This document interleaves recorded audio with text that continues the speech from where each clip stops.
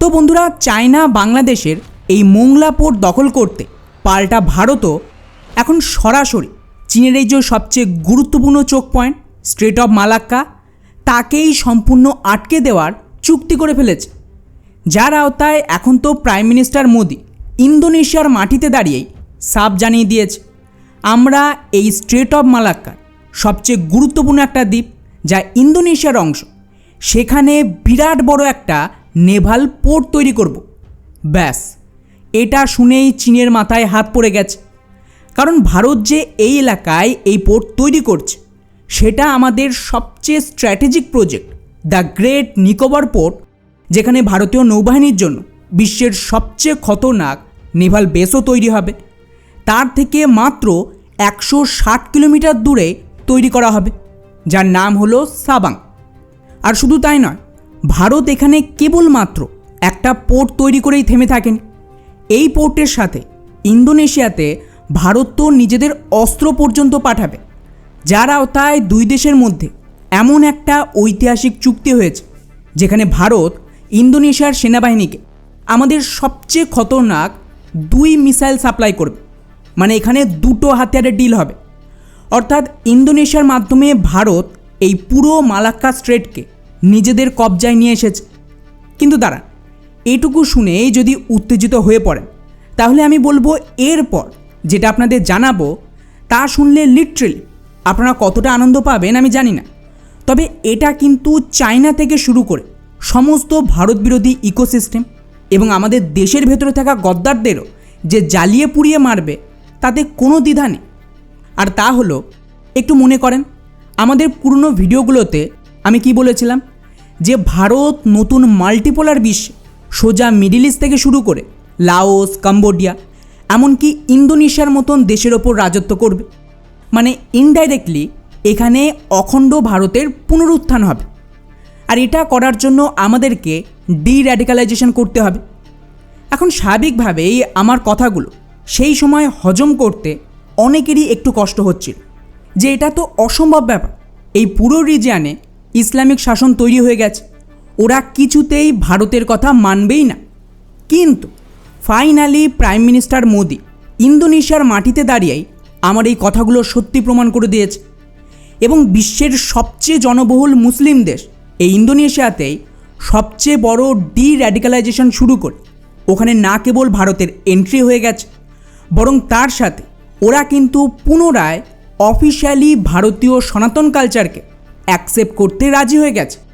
হ্যাঁ, ঠিকই বলছি, এই মুহূর্তে ইন্দোনেশিয়ায় যা চলছে তা এক কথায় আপনাদের মাথা খারাপ করে দেবে, যে ভারত এই সমস্ত করলো কীভাবে। রিপোর্ট বলছে আগামী দিনে ইন্দোনেশিয়ায় যে ইলেকশন হবে, মানে ওদের দেশের রাষ্ট্রপতি হওয়ার জন্য যে সমস্ত ভোটিং করানো হয় তা পর্যন্ত এখন থেকে ভারতীয় পদ্ধতিতে আর ভারতীয় টেকনোলজির মাধ্যমে করা হবে। মানে জাস্ট ভাবুন, ইন্দোনেশিয়ার মতন বিশ্বের সবচেয়ে বড় মুসলিম দেশের রাষ্ট্রপতির ইলেকশানে ভারতের ভূমিকা থাকবে। আর এর জন্য ইতিমধ্যে দুই দেশ চুক্তি পর্যন্ত করে ফেলেছে। আর শুধু তাই না, ভারত তো ইন্দোনেশিয়ার ইকোনমিকে কন্ট্রোলের সাথে ওদের দেশে হাতিয়ার দেবে, পোর্ট তৈরি করবে, আর সবচেয়ে বড় ধামাকা, কয়েক হাজার বছর পুরনো হিন্দু মন্দিরগুলোকেও এখানে পুনরুদ্ধার করা হচ্ছে, যা বেসিক্যালি ইন্দোনেশিয়ার ডির্যাডিকালাইজেশনের গুরুত্বপূর্ণ ধাপ ছিল। আর এটা ইন্দোনেশিয়ার যে মুসলিম রাষ্ট্রপতি তিনি অফিশিয়ালি জানিয়ে দিয়েছেন, মানে এখানে ডাউট থাকার তো কোনো প্রশ্নই থাকছে না। তাই বন্ধুরা, আজকের এই ভিডিওতে আপনাদের ডিটেলসে জানাবো যে কিভাবে ইন্দোনেশিয়ার সবচেয়ে গুরুত্বপূর্ণ এই পোর্ট ভারতের দখলে এলো, যা চীনের পুরো ট্রেড রুট স্ট্রেট অফ মালাক্কাতে ভারতের দবদবা তৈরি করবে। আর এর সাথেই ভারত কোন কোন মিসাইল ইন্দোনেশিয়াতে মোতায়েন করবে ভবিষ্যৎ যুদ্ধে ওদের শক্তিশালী করতে, এবং এছাড়াও কিভাবে এখন ইন্দোনেশিয়ার ইলেকশানে ভারতের এন্ট্রি হলো, ভারত কি এখানে নিজেদের পছন্দের নেতাকে ক্ষমতায় টিকিয়ে রাখতে এই সমস্ত করছে, আর তার সাথেই কী সেই গোপন চুক্তি যার মদতে ইন্দোনেশিয়ার মতো বিশ্বের সবচেয়ে বড় মুসলিম দেশে ভারত ডির্যাডিকালাইজেশন করিয়ে কয়েক হাজার বছরের পুরনো এই সমস্ত হিন্দু মন্দিরগুলো তৈরির সাথে ওদেরকে অখণ্ড ভারতের অংশ করার দিকে এগোচ্ছে। সবটাই জানবো আজকের এই ভিডিওতে। খুবই ইন্টারেস্টিং ভিডিও হবে, এবং যা যা তথ্য আপনাদেরকে দেব, সত্যি বলছি আপনারা কেউ কল্পনাও করতে পারেননি যে তলায় তলায় লুকিয়ে ভারত এই সমস্ত প্ল্যান করছিল। তো সবার আগে এই ভিডিওটা দেখুন, যেখানে প্রাইম মিনিস্টার মোদির বিমান ইন্দোনেশিয়ার বায়ুসীমাতে ঢুকতে কিভাবে ওদের বায়ুসেনার F-16 যুদ্ধবিমান থেকে শুরু করে একাধিক সুখোই বিমানগুলো মাঝ আকাশে এয়ার ইন্ডিয়ার বিমানকে ঘিরে ফেল এবং পিএম মোদিকে এসকর্ট করে। এরপর এই ভিডিওটা ইন্দোনেশিয়া অফিশিয়ালি শেয়ার করে যাতে একটা সিগন্যাল দিতে পারে যে ভারত ওদের জন্য কতটা গুরুত্বপূর্ণ। আর শুধু তাই না, প্রাইম মিনিস্টারের বিমান যেই ইন্দোনেশিয়ার মাটিতে ল্যান্ড করে, ইমিডিয়েটলি খোদ ইন্দোনেশিয়ার রাষ্ট্রপতি নিজে এয়ারপোর্টে এসে পিএম মোদিকে রিসিভ পর্যন্ত করে, যেটা কিন্তু নর্মাল প্রোটোকলের বিরুদ্ধে। এবং স্বাভাবিকভাবে যখন কোনো দেশের লিডার নিজে এয়ারপোর্টে এসে অন্য একটা দেশের নেতাকে রিসিভ করে, তার মানে বুঝতে হবে সম্পর্ক কোন লেভেলে রয়েছে। ইসরায়েলের প্রাইম মিনিস্টারও কিন্তু সেম কাজ করেছিল যখন মোদিজি ইসরায়েলে গিয়েছিলেন। আর বন্ধুরা, এরপর থেকে একের পর এক যা ঘটেছে, সত্যি বলতে আমাদের দেশে তো বার্নালের স্টকও ফুরিয়ে যাবে। কেন? তো প্রাইম মিনিস্টার ইন্দোনেশিয়ায় নেমে সবচেয়ে বড় একটা ডিল সাইন করে, যার আওতায় ইন্দোনেশিয়া ভারত থেকে বিশ্বের সবচেয়ে খতরনাক সুপারসনিক ক্রুজ মিসাইল এই ব্রহ্মোস কেনার ডিল ফাইনাল করে ফেলে। রিপোর্ট বলছে এখানে মোটামুটি $200 মিলিয়ন বেশি ব্রহ্মোসের চুক্তি হয়েছে, যার আওতায় ইন্দোনেশিয়াকে ভারত ব্রহ্মোস মিসাইলের ল্যান্ড ভেরিয়েন্ট প্রোভাইড করবে। এতে সুবিধা হলো, যেহেতু দেশটার মেজরিটি ছোট ছোট দ্বীপ, তাই ওদের সীমান্ত বলতে চারিদিকে সমুদ্রই রয়েছে। ফলে এমন একটা অবস্থায় চায়না বা অন্যান্য দেশ থেকে সমুদ্র পথেই অ্যাটাক হতে পারে। ফলে ব্রহ্মোস অ্যান্টিশিপ রোলে বেস্ট কাজ করবে, যেটা ইতিমধ্যেই আমাদের ব্র্যান্ড অ্যাম্বাসেডার পাকিস্তান তো প্রুভ করে দিয়েছে। কিন্তু আমি সবচেয়ে বেশি খুশি হয়েছি অ্যাকচুয়ালি ব্রহ্মোস ডিলে নয়। ব্রহ্মোস তো এত পপুলার যে গোটা বিশ্বের ডিমান্ড বেড়ে গেছে, তো ইন্দোনেশিয়া কিনছে, এতে অস্বাভাবিক কিছু নয়। বরং এর সাথেই ইন্দোনেশিয়ায় আরেকটা ভারতীয় হাতিয়ার কেনার ডিল করেছে, আর এটা ঐতিহাসিক। রিপোর্ট দেখুন, ইন্দোনেশিয়া বিশ্বের প্রথম দেশ হলো যারা ভারতের তৈরি এয়ার টু এয়ার মিসাইল অস্ত্র মার্ক 1 নিজেদের সেনাতে সামিল করবে। এটা আমাদের দেশে তৈরি প্রথম এয়ার টু এয়ার মিসাইল, যা মোটামুটি সমস্ত গুরুত্বপূর্ণ বিমান, তা সে তেজাস থেকে শুরু করে সুখোই সবেতে এবং ভবিষ্যতে রাফেলেও যুক্ত করা হবে। আর বন্ধুরা, বেস্ট পার্ট হল এটা অ্যাকচুয়ালি অপারেশন সিঁদুরের সময়ও মোতায়েন হয়েছিল। এখন আমি কনফার্ম অফিসিয়াল ডেটা পাইনি যে এটা ভারত ব্যবহার করেছিল কিনা, তবে অপারেশন সিঁদুরের কারণে এখন কিন্তু ইন্দোনেশিয়া তাদের যুদ্ধবিমানের জন্য এই ভারতীয় এয়ার টু এয়ার মিসাইল অস্ত্র মার্ক 1 কিনছে। যদিও পুরো ডিটেলস নেই যে কতগুলো মিসাইল কিনবে আর কত টাকায় ডিল হল, তবে সেটা ভবিষ্যতে জানা যাবে। হ্যাঁ, এটুকু বলতে পারি যে ইন্দোনেশিয়ার কাছে বিভিন্ন ধরনের যুদ্ধবিমান আছে, যেমন ধরুন আমেরিকার F-16, রাশিয়ান সুখোই, এমনকি লেটেস্ট রাফেল পর্যন্ত যুক্ত করেছে। তো আমেরিকা ওদের বিমানে ভারতীয় মিসাইল লাগাতে দেবে না, এতে আমি 100% শিওর। আর রাফেলে কাজ চলছে, তো আমার ধারণা এটা রাশিয়ান সুখোই বিমানগুলোতে ব্যবহার করবে ইন্দোনেশিয়া। এবং ভারত তো ইতিমধ্যেই সুখোয়ে এই মিসাইল টেস্টও করে ফেলেছে, তাই এতে খুব একটা সমস্যা হওয়ার কথা নয়। আর যেহেতু ইন্দোনেশিয়া কিনল, তার মানে আরও দেশের কিন্তু এখানে লাইন পড়বে এই অস্ত্র মিসাইলের কেনার জন্য। যাই হোক, এটা ছিল ডিফেন্স ডে, কিন্তু শুধুমাত্র হাতিয়ার বিক্রি করলে এখানে হবে না। ইন্দোনেশিয়ার সবচেয়ে বড় গুরুত্ব হলো ওদের স্ট্র্যাটেজিক লোকেশন। এই ম্যাপটা দেখুন, ওরা কিন্তু স্ট্রেট অফ মালাক্কার অর্ধেক দাবিদার। ফলে এই চোখ পয়েন্ট কন্ট্রোল করতে হলে আমাদের ইন্দোনেশিয়ার ওপর কন্ট্রোল রাখতেই হবে, এবং চীন এত বছর সেটাই চেষ্টা করছিল। কিন্তু এবারে ভারত সেই খেলা পুরো ঘুরিয়ে দিয়েছে। কিভাবে? তো এই ম্যাপটা দেখুন, এটা স্ট্রেট অফ মালাক্কা আর তার পাশেই রয়েছে ইন্দোনেশিয়া। এখন ইন্দোনেশিয়ার একদম মাথায় এই যে এলাকাটা দেখছেন নীল রঙের মার্ক করা, সেখানে রয়েছে ওদের সবচেয়ে গুরুত্বপূর্ণ একটা পোর্ট, নাম হলো সাবাং। এটার লোকেশনটা দেখুন, এটা কিন্তু আমাদের এই যে নিকোবর দ্বীপ রয়েছে সেখান থেকে এটা মাত্র 160 কিলোমিটার দূরে রয়েছে। এখন স্বাভাবিকভাবে এই পোর্টে যার দখল থাকবে সে কিন্তু এই পুরো স্ট্রেট অফ মালাক্কায় ডমিনেট করবে। আর ফাইনালি ভারত এখানে সেই দানটা মেরে দিয়েছে। রিপোর্ট দেখুন, এই পোর্ট এখন ইন্দোনেশিয়া ভারতকে দিতে রাজি হয়ে গেছে, যেটা একটা ঐতিহাসিক সফলতা।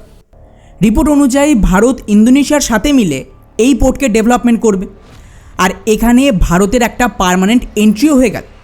এতে ফায়দা কি? দুটো ফায়দা।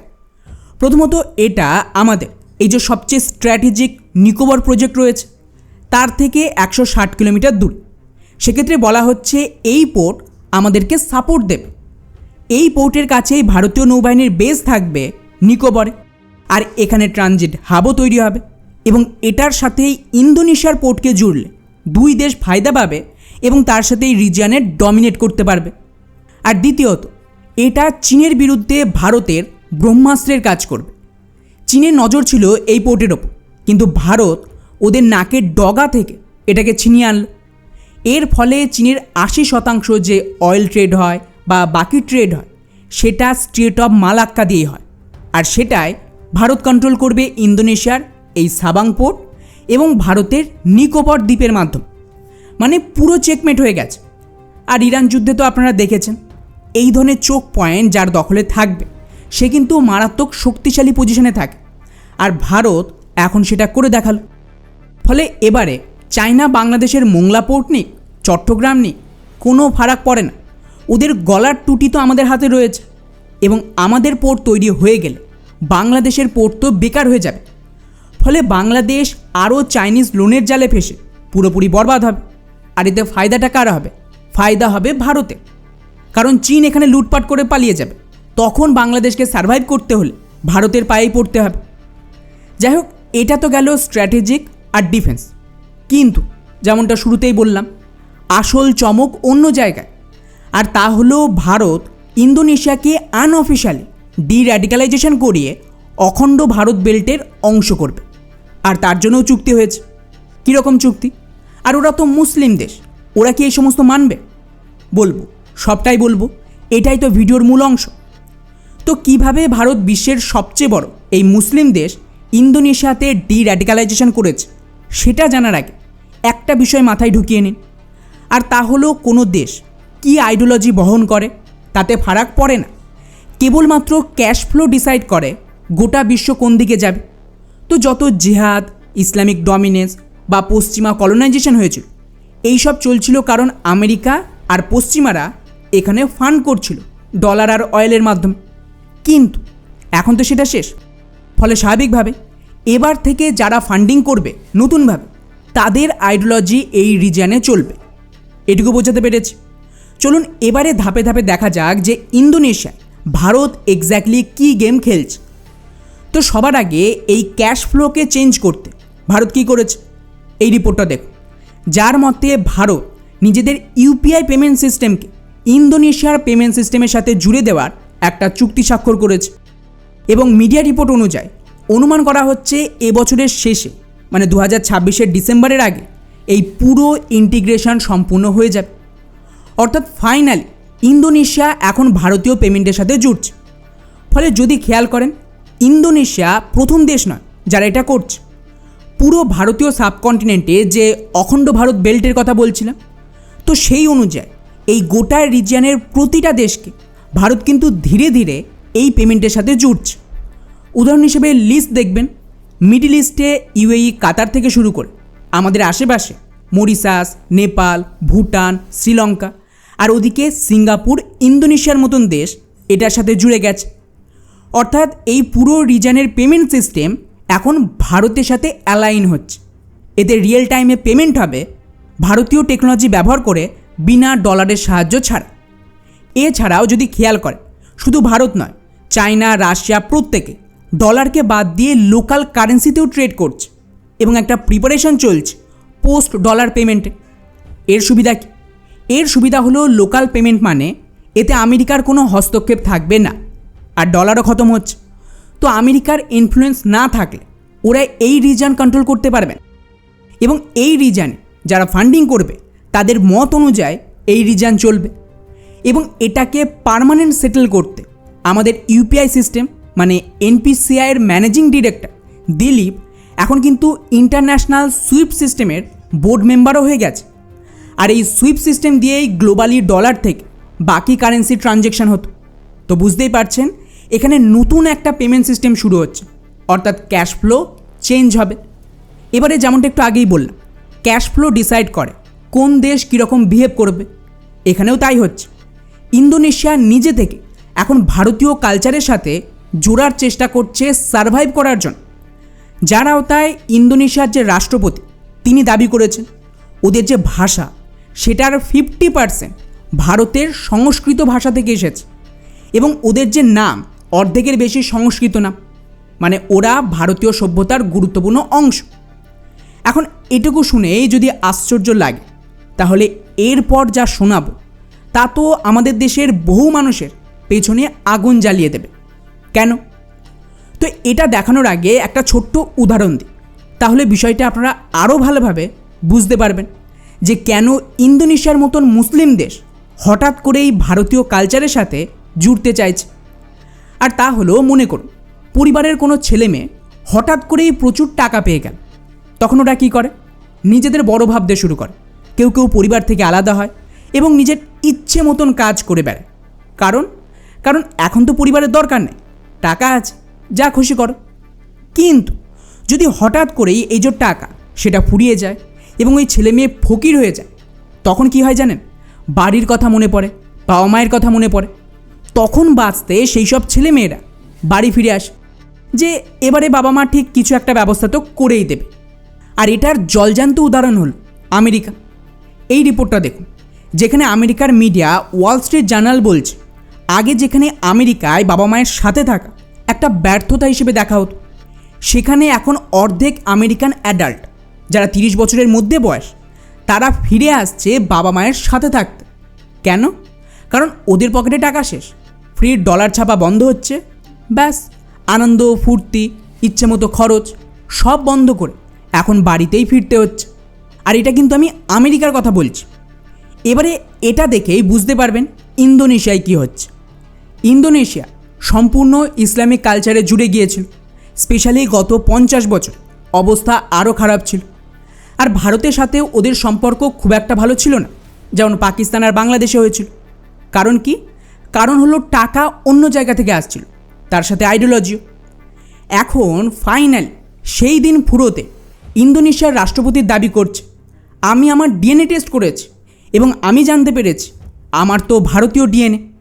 মানে উনি অফিশিয়ালি অ্যাকসেপ্ট করছেন যে ওরা ভারতীয় বংশভূত, ওটাই ওদের পরিচয়। আর শুধু তাই না, উনি তো এটাও বলেন যে যখনই আমি ভারতীয় গান শুনি অটোমেটিক্যালি আমার শরীর নাচতে শুরু করে, এবং আমাদের যে অর্ধেক ভাষা নাম সবটাই তো ভারতীয় সংস্কৃত ভাষা থেকে নেওয়া হয়েছে। মানে এখন ইন্দোনেশিয়ার ভারতের কথা মনে পড়ছে, নিজেদের পরিবারের কথা মনে পড়ছে, যেরকম আমেরিকার অ্যাডাল্ট ছেলেমেয়ের হয়েছে। এই জন্যই আপনাদের উদাহরণটা দিলাম। আর বন্ধুরা, একা ইন্দোনেশিয়া না, এই রিপোর্টটা দেখুন, পাকিস্তান তারা পর্যন্ত নিজেদের ভারতীয় আইডেন্টিটি তৈরির চেষ্টা করছে, যার আওতায় ওরাও এই প্রথমবার স্বাধীনতার পর নিজের দেশে সংস্কৃত ভাষা পড়ানো শুরু করেছে, যেটা এত বছর ব্যান ছিল। কারণ কি? কারণ ওটা হিন্দুদের, এবং ওদের মতে যেহেতু এটা হিন্দু আইডিওলজির, সেই হিসেবে এটা ইসলাম বিরোধী। কিন্তু এখন ওরা নিজের থেকে সংস্কৃত ভাষা পড়ানো শুরু করছে। এবং রিসেন্টলি আপনারা শুনে থাকবেন পাকিস্তান তো নিজেদেরকে সিন্ধু সভ্যতার সাথে জুড়তে চাইছে। ওরা বলছে যে ওরা নাকি সিন্ধু সভ্যতার অংশ। এমনকি কিছুদিন আগে লাহোরের বিভিন্ন এলাকায় যে পুরনো হিন্দু নাম ছিল তা ফেরত আনার নির্দেশ দিয়েছিল। মানে উত্তরপ্রদেশে যেরকম যোগী আদিত্যনাথ বিভিন্ন জায়গার নাম পাল্টে অ্যাকচুয়াল হিন্দু নাম রাখছে, সেম কাজ পাকিস্তান করছিল। আর এগুলোই হলো ডি-র্যাডিকালাইজেশন, যেখানে টাকা ফুরোতে বাবা মায়ের কথা মনে পড়ছে। এমনকি আরেকটা রিপোর্ট দেখায়, ভরা মঞ্চে ইন্দোনেশিয়া এই মেয়েটিকে দিয়ে ওদের সরকার এটা পর্যন্ত বলায় যে ওদের বাবা মা অ্যাকচুয়ালি ভারতের চীন থেকে এসেছিল। খেয়াল করেন, প্রতিটা ধাপে ওরা নিজেদের ভারতের সাথে জুড়তে চাইছে। আর এটা হঠাৎ করেই হয়নি। গত বছর ডিসেম্বর মাসে যখন ইন্দোনেশিয়া এই রাষ্ট্রপতি ইউনাইটেড নেশনসে যায়, ওখানে গিয়ে উনি অন দ্য রেকর্ড সংস্কৃত ভাষা দিয়ে নিজের ভাষণ শুরু করে, যেটা কিন্তু সেই সময় বিরাট ভাইরাল হয়েছিল। এখন আপনারা বলতেই পারেন যে ভাই ওরা হয়তো ওপর নাটক করছে ভারত থেকে ফায়দা নিতে, কিন্তু না, প্রাইম মিনিস্টার মোদির এই ভিজিটে আরও একটা বড় ধামাকা হয়, যার আওতায় ভারত আর ইন্দোনেশিয়া মিলে ইন্দোনেশিয়ার ভেতরে থাকা 1000 বছরের পুরনো হিন্দু মন্দির প্রম্বাননকে আবারও রিস্টোর করার কাজ শুরু করেছে। অর্থাৎ শুধু মুখে কথা নয়, গ্রাউন্ডে হিন্দু সনাতন কালচারকে পুনঃস্থাপনের কাজও শুরু করে দিয়েছে। ফলে কোনো দেশের রাষ্ট্রপতি যদি বারবার এই ধরনের বয়ান দিই এবং এই ধরনের অ্যাকশনও নেয়, তার থেকে পরিষ্কার যে ওদের উদ্দেশ্য ঠিক কী। আর বন্ধুরা, এই সমস্ত ঘটনার পরে যা হয় সেটা রীতিমতো সকলকে চমকে দিয়েছে। এবং আমি একটু আগে আপনাদের বললাম না যে এর ফলে ভারতের বার্নাল স্টক ফুরিয়ে যাবে, এবারে সেটার কথা বলি। এখানে রিপোর্ট দেখুন, এখন তো ভারত ইন্দোনেশিয়ার ইলেকশন করাতেও হস্তক্ষেপ করবে, যার আওতায় দুই দেশের মধ্যে চুক্তি হয়েছে ভারতীয় ইভিএম মেশিনের জন্য। মানে ভারত কিন্তু বিশ্বে একমাত্র দেশ যেখানে সবচেয়ে বেস্ট পদ্ধতিতে ইলেকশন হয় ইভিএম মেশিনে, বাকি জায়গায় ব্যালট পেপারে হয়। তো ইন্দোনেশিয়া এই পুরনো ব্যালট পেপারকে বাদ দিয়ে ভারতীয় টেকনোলজিকে কাজে লাগিয়ে ইভিএমের মাধ্যমে ভোটিং করাবে, যার জন্য ভারত ইন্দোনেশিয়া স্পেসিফিক ইভিএম মেশিনও তৈরি করবে, যা দিয়ে ইন্দোনেশিয়ার প্রয়োজন মতন মডিফাই করে ওদের ইলেকশন করানো হবে। আর বন্ধুরা, শুধু যে ভারত থেকে ইলেকশন মেশিন যাবে তাই নয়, ভারতে বিশ্বের সবচেয়ে বড় ভোটিংও করানো হয় এবং প্রায় 99 কোটি মানুষ ভারতে ভোট দেয় বিনা কোনো সমস্যা, যেটা কিন্তু আমেরিকার মতন দেশ পারেন। তাই ইন্দোনেশিয়া আলাদা করে এমওইউ সাইন করবে ভারতের সাথে, যাতে কিভাবে এত কোটি ভোটার থাকা সত্ত্বেও পোল ম্যানেজমেন্ট হয় এবং তাদের ট্রেনিং পর্যন্ত দেওয়া হবে ভারত থেকে। অর্থাৎ এর থেকে পরিষ্কার, শুধুমাত্র ইন্দোনেশিয়ার রাষ্ট্রপতি মুখেই ভারতীয় কালচারের কথা বলছেন, হাতিয়ার থেকে শুরু করে পোর্ট তৈরি করা হোক বা মন্দির নির্মাণ থেকে শুরু করে নিজের দেশে ভোটিং করানো পর্যন্ত সবটাই, এমনকি নিজেদের পেমেন্ট সিস্টেম পর্যন্ত ভারতের সাথে জুড়ে দিচ্ছে। এতে সুবিধা কী? সুবিধা হলো ডির্যাডিকালাইজেশন করার দুটো পদ্ধতি আছে, একটা ইসরায়েলের পদ্ধতি বা আমেরিকান পদ্ধতি, আর অন্যটা ভারতে। পশ্চিমা পদ্ধতি হলো মেরে কেটে সব শেষ করে দাও, যেটা গাজা, ইরানে আমরা দেখছি এবং আগামী দিনে ইউরোপে হবে। কিন্তু মুশকিল হলো এতে মারাত্মক ক্ষয়ক্ষতি হয়, সব কিছু ধ্বংস হয়ে যাবে, একে কন্ট্রোল করাও মুশকিল। এবং এই সেম পদ্ধতিকে কাজে লাগিয়ে যদি ভারতীয় সাবকন্টিনেন্টে অ্যাকশান হয়, তাহলে পুরো রিজিয়নটা ধ্বংস হয়ে যাবে, আর এখানে কোটি কোটি মানুষের জেনোসাইডও পর্যন্ত হতে পারে। তাই ভারতের পদ্ধতি একটু আলাদা। ছোটোখাটো যেখানে অ্যাকশান দরকার সেখানে বল প্রয়োগ করা হবে, যেমন আমাদের দেশের ভেতরে বুলডোজার চলছে, অবৈধ ইসলামিক স্ট্রাকচার, মসজিদ, মাদ্রাসা, এমনকি বস্তি পর্যন্ত ভেঙে গুড়িয়ে দেওয়া হচ্ছে। পাকিস্তানের ভেতরে এয়ার স্ট্রাইকও করা হচ্ছে। কিন্তু তার সাথেই বড় লেভেলে রিভার্স ফান্ডিং করি নিজেদের কালচারে ফেরত আনা হচ্ছে। এটা দারুণ কাজ করে, এতে মানুষ মরবে না, যেমন ইউএইতে হয়েছে। ওখানে মন্দির তৈরি করে ভারতীয় সাধুদের নিয়ে গিয়ে যোগা, ধ্যান এইসবের মাধ্যমে ডির্যাডিকালাইজেশন হচ্ছে। সৌদি আরবের মতন দেশে রামায়ণ মহাভারত পড়ানো হচ্ছে। সেম এখন ইন্দোনেশিয়ায় হচ্ছে। আর এতে মুসলিম দেশগুলো নিজে থেকেই জুটছে, ওরা জানে ডির্যাডিকালাইজেশন করাতেই হবে। কিন্তু এর দুটো পদ্ধতি, হয় ইসরায়েলের দিকে যাও, নাহলে ভারতের দিকে। ওরা ভারতের পদ্ধতিকেই চুজ করছে। উদাহরণ হিসেবে ইন্দোনেশিয়ার রাষ্ট্রপতি এখানে আরও কিছু বয়ান দেন, যেখানে উনি ব্যক্তিগতভাবে প্রাইম মিনিস্টার মোদির মডেলকে ইমপ্লিমেন্ট করতে চাইছে ইন্দোনেশিয়ার ভেতরে, যার আওতায় ওনার দাবি ছিল, আমি ভারতীয় পলিটিক্সে ইনভলভ হতে চাই না, কিন্তু আমি মোদিজির যে নীতি তাকে কপি পেস্ট করছি। আর এখানে ভালো ব্যাপার হলো যে এখানে কোনো কপিরাইটের নিয়ম নেই, তাই পিএম মোদিকে আমি ফলো করে সেগুলো হুবহু আমার দেশে ইমপ্লিমেন্ট করতে চাইছি। অর্থাৎ প্রথম লাইনে উনি ভারতে যে লেফটিস্ট ইকোসিস্টেম তাকে সিগন্যাল দিল যে আমাদের টার্গেট করুন, আমরা তোমাদের লোকাল পলিটিক্সে ইনভলভ হতে চাই না, কিন্তু আমরা সনাতন কালচারের সাথেই যাব। আর দ্বিতীয় লাইনে উনি ভারতের লোকাল পলিটিক্স আর নীতিকেও ইন্দোনেশিয়ার সাথে জোড়ার নির্দেশ দিল। এখন এই সব কিছুকে পরপর সাজান, তাহলেই পরিষ্কার ছবি দেখতে পাবেন যে কিভাবে ডির্যাডিকালাইজেশন চলছে। একদিকে আরব বিশ্ব থেকে সবার আগে অ্যাকশান শুরু করেছে ভারত, আর তারপর দ্বিতীয় ধাক্কায় সবচেয়ে বেশি মুসলিম পপুলেশনের দেশ ইন্দোনেশিয়াকে টার্গেট করল। এতে ডির্যাডিকালাইজেশন করা সুবিধাজনক হবে। ইন্দোনেশিয়ার পোর্ট, ডিফেন্স, পেমেন্ট, ওদের ইলেকশন করানো, এমনকি পুরনো কালচার ফেরাতে হিন্দু মন্দির পুনঃস্থাপন, সংস্কৃত ভাষাকে রিকগনাইজ করা এবং তাকে অ্যাকচুয়ালি ইউনাইটেড নেশনসের মতন জায়গায় ব্যবহার করা। এই সব কিছুর পর আর আশা করি বলার অপেক্ষায় রাখে না, ডি-র্যাডিকালাইজেশন একদম ফুল স্পিডে চলছে এবং এটাই আমাদের অখণ্ড ভারতের শুরু। এখানে আমাদের দরকারই নেই জোর করে জমি দখলের, কিন্তু বিনা জমি দখল করে ইকোনমিক্যালি, পলিটিক্যাল আর ভাষার মাধ্যমে ভারত এই রিজনের কন্ট্রোল করবে। এবারে আগামী দিনে আপনারা পাকিস্তান, বাংলাদেশ আর বাকি দেশও এই সমস্ত দেখতে পাবেন। আর এই জন্য আমি বারবার এই কথাটা বলি, ক্যাশ ফ্লো সমস্ত কিছু ডিসাইড করে।